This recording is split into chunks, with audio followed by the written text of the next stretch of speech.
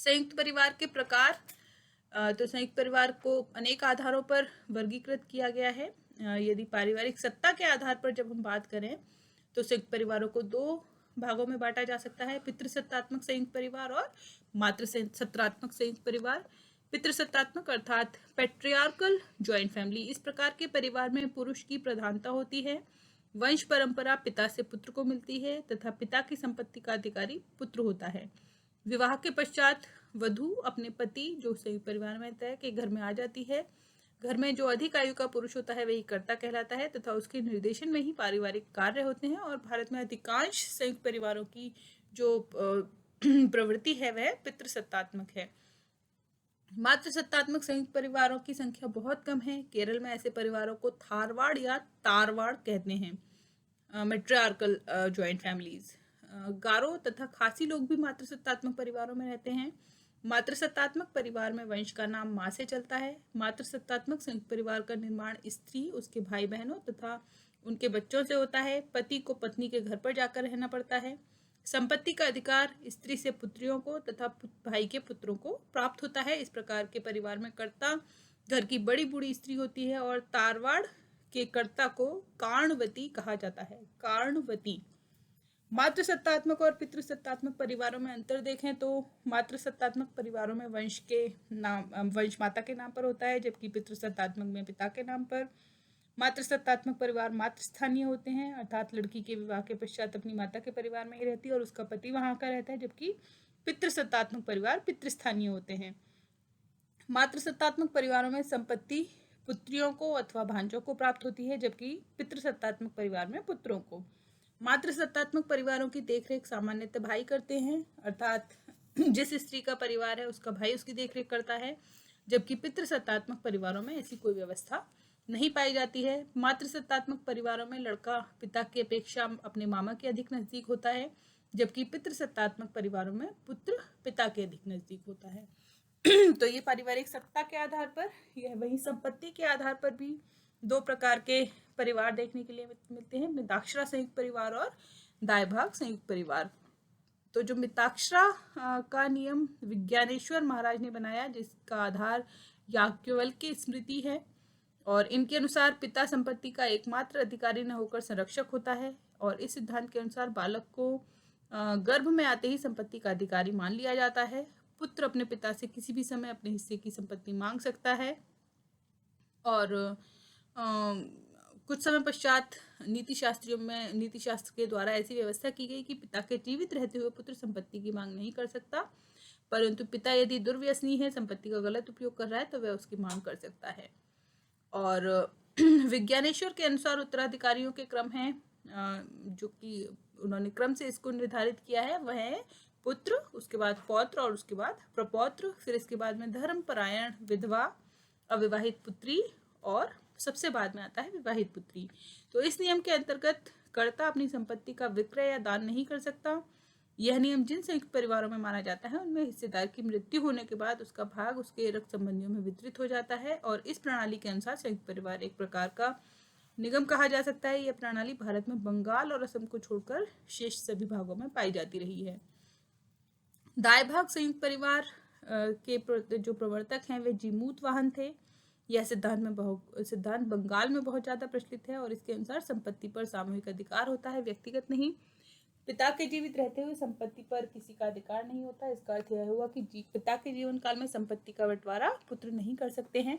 पिता के जीवित रहने तक पुत्र को केवल भरण पोषण का ही अधिकार होता है। पिता की मृत्यु के पश्चात पितृपक्ष की ओर 6 पीढ़ी और तक कोई पुरुष रक्त संबंधी जीवित न हो तो मृतक की पत्नी भी जीवित न हो तो संपत्ति प्राप्त करने का अधिकार मातृपक्ष के किसी व्यक्ति को प्राप्त होता है। और आधुनिक समय में संपत्ति के उत्तराधिकार के नियम, विशेषतः हिंदू उत्तराधिकार अधिनियम 1956 बन जाने के बाद से दोनों प्रकार के संयुक्त परिवारों में अंतर समाप्त हो गए हैं। और अब पूरे भारत में जो हिंदू उत्तराधिकार अधिनियम 1956 है उसके अनुसार एक सी व्यवस्था ही इसके द्वारा लागू है। और अब संपत्ति में जो पुत्र हैं उन पुत्रों के साथ साथ पुत्रियों का भी समान अधिकार हमें देखने के लिए मिलता है। संयुक्त परिवार की संरचना की हम बात करें, structure of a joint family, तो जो संयुक्त परिवार की संरचना का अर्थ है कि इसके प्रत्येक सदस्य को एक निश्चित स्थिति प्राप्त होती है और इस स्थिति के अनुसार ही अन्य सदस्यों के साथ के जो आपसी संबंध है वे संबंध पाए जाते हैं। माता पिता, पति पत्नी, पुत्र पत्नी, भाई बहन इत्यादि की निश्चित स्थिति होती है। इनके संबंध भी निश्चित होते हैं। हिंदू धार्मिक ग्रंथों में हिंदू परिवार के सबसे बड़े पुरुष कर्ता की स्थिति सर्वोच्च मानी गई है, जिसके सबसे अधिक अधिकार होते हैं।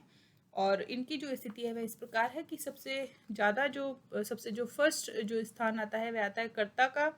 तो स्टेटस ऑफ कर्ता जो है वह संयुक्त परिवार का एक कर्ता होता है, जो कि सामान्यतः पिता अथवा दादा होता है और ये ही परिवार का संचालन करता है और वही संपत्ति का व्यवस्थापक भी माना गया है। उसे बहुत अधिक अधिकार है। परिवार में पिता का अधिकार कठोरता पूर्वक पालन होता है पिता के अधिकार का, और उसे दंड देने, पुत्र को त्याग देने तक का अधिकार है। पिता की आज्ञा का पालन करना पुत्र का धर्म समझा जाता है और उसका कर्तव्य माना जाता है। कर्ता की संपत्ति का पूर्ण अधिकार कर्ता को प्राप्त है, क्योंकि वह इसे समाप्त कर सकता है, बेच सकता है अथवा किसी को हस्तांतरित कर सकता है। कर्ता ही परिवार के बारे में हर प्रकार के निर्णय लिया करता है कि किस सदस्य को क्या करना है। कर्ता को परिवार संबंधी बातों का निर्णय लेने का अधिकार नहीं है, लेकिन वह आय व्यय का हिसाब किताब रखता है। और इस प्रकार जो संयुक्त परिवार है इसमें कर्ता को विशेष स्थिति मिली हुई है और अभी भी यह विशेष स्थिति देखी जा सकती है। जो नेक्स्ट स्थिति आती है वह है स्टेटस ऑफ कर्ताज वाइफ, कर्ता की पत्नी की स्थिति। परिवार में कर्ता के पश्चात उसकी पत्नी का स्थान आता है और महाभारत में भी कहा गया है कि माता के समान न तो छाया है, न गति है, न रक्षक है और न ही स्नेह देने वाला है।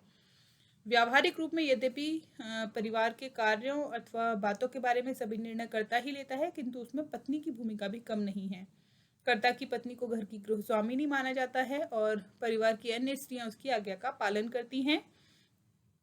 और माता का स्थान तो सहस्त्र पिता से भी श्रेष्ठ है, ऐसा ऋषि वशिष्ठ का मानना था। पिता के पतित होने पर पुत्र उसे छोड़ सकता है, परंतु माता कभी पतित नहीं होती, वह तो पुत्र के लिए हमेशा पूजनीय रहती है। इसके बाद पति पत्नी की स्थिति। भारत में हिंदुओं में अधिकतर पितृवंशीय, पितृसत्तात्मक और पितृस्थानीय परिवार पाए जाते हैं, जिनमें पति की स्थिति पत्नी से उच्च होती है। इसके विपरीत मातृवंशीय, मातृसत्तात्मक, मातृस्थानीय परिवारों में क्योंकि पत्नी अपने माता पिता के ही घर में निवास करती है, इसलिए उसकी स्थिति पति से ऊंची मानी जाती है। और अधिकांश परिवारों में पति का पत्नी पर अधिकार रहता है। पति की ऊंची स्थिति तथा अधिकार के अनेक उदाहरण हमें देखने के लिए मिलते हैं। महाभारत में युधिष्ठिर के द्वारा जुए में द्रौपदी को दांव पर लगाना और हार जाना, तथा दुष्चरिता पत्नी को त्यागने की अनुमति तथा लड़का न होने पर दूसरे विवाह की अनुमति, इस तरह के उदाहरण हैं। पति का कर्तव्य है कि वह पत्नी तथा बच्चों का भरण पोषण करे और पत्नी का कर्तव्य है कि वह पति की सेवा करे। पुत्र एवं पुत्रवधू की स्थिति। हिंदू परिवार में पुत्र की स्थिति बहुत महत्वपूर्ण मानी गई है। बड़े पुत्र की स्थिति बाकी पुत्रों से ऊंची मानी गई है। हिंदू धर्म के अनुसार मनुष्य का अंतिम जो उद्देश्य है जीवन का वह मोक्ष है, जिसके लिए पुत्र का होना अनिवार्य माना गया है। मृत व्यक्तियों के वार्षिक श्राद्ध और पिंडदान का कार्य पुत्र ही करते हैं। और यदि हम ऋण व्यवस्था के अनुसार सोचे तो भी पुत्र का होना अनिवार्य है, क्योंकि पिता का वंश आगे चलाकर ही पितृ ऋण को चुकाया जा सकता है। पुत्र माता पिता के बुढ़ापे का सहारा है और वृद्धावस्था में उनका भरण पोषण करना उसी का काम है। कर्ता की पत्नी के पश्चात परिवार के बड़े पुत्र की बहू और फिर अन्य पुत्रों की बहुओं का स्थान होता है। पुत्रों एवं पुत्रियों की स्थिति। यद्यपि हिंदू परिवार में पुत्रों की स्थिति पुत्रियों की स्थिति से कहीं ऊंची मानी गई है, फिर भी कन्याओं को घर की लक्ष्मी का अवतार समझा जाता है और कन्याओं के विवाह के पश्चात पति के घर चले जाना होता है, इसलिए उन्हें पराया धन माना गया है। पुत्री के अधिकार भी संयुक्त परिवार में इतने अधिक नहीं जितने कि पुत्र के रहे हैं। और लास्ट में है इसमें विधवाओं की स्थिति। संयुक्त परिवार की संरचना में सबसे निम्न स्थिति विधवा की होती है। उसे अनेक सांसारिक, पारिवारिक, सामाजिक एवं आर्थिक निर्योग्यताओं का सामना करना पड़ता है। हिंदू दर्शन में परंपरागत रूप में विधवा पुनर्विवाह का निषेध होने के कारण विधवाओं को परिवार में सबसे निम्न जीवन व्यतीत करना पड़ता था। मातृसत्तात्मक परिवारों की संरचना पितृसत्तात्मक परिवारों से भिन्न होती है। इसमें सर्वोच्च स्थान स्त्री का होता है, जो माता या दादी होती है, और लड़कों की तुलना में लड़कियों की परिस्थिति उच्च होती है, क्योंकि संपत्ति की उत्तराधिकारी लड़की यहाँ ही होती हैं। विवाह संबंधी नियम भी स्त्री की उच्च स्थिति के द्योतक हैं। पिता के स्थान पर माता के भाई अर्थात मामा का बच्चों पर अधिक अधिकार होता है। जैसे जैसे जनजातीय समाजों का बाहरी जगत से संबंध बढ़ता जा रहा है, वैसे वैसे उनकी पारिवारिक संरचना परंपरागत हिंदू संयुक्त परिवार के समान ही होती जा रही है। तो ये संयुक्त परिवार की संरचना यानी स्ट्रक्चर ऑफ जॉइंट फैमिली के बारे में। और इससे आगे का